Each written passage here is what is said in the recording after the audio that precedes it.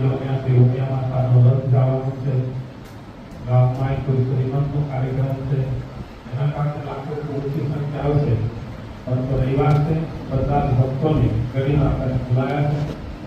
તો ગઢી માતા વતી તમારે બધાને જે પણ પરિસરમાં હાજર છે એ બધા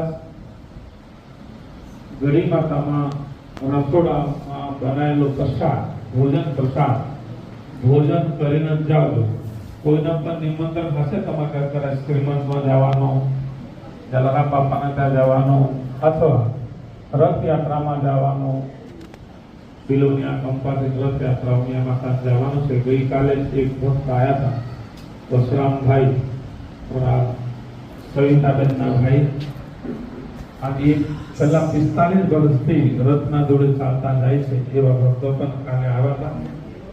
અને આજે જે પણ આવ્યા છે પ્રહલાદ કાકા આવ્યા છે, એટલે પણ કહું કે અહીં આવો, બહાર બેઠેલા હોય તો.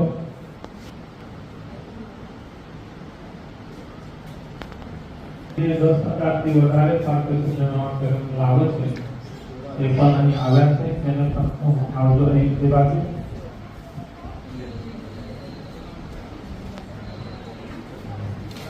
આવે તો બધા બનાવ છે, હા એ લાવે છે. આજનો લાભ લેજો.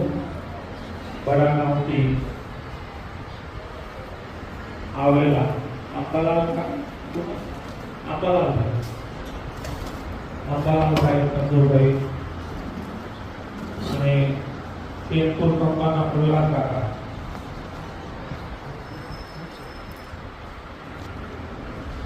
આવતીકાલનો ભોજન બિનલબેન નિલેશકુમાર પરમાર મોડાસા એમના વતી છે. અને આજથી યજ્ઞમાં આવવાનું પણ હું કહીશું.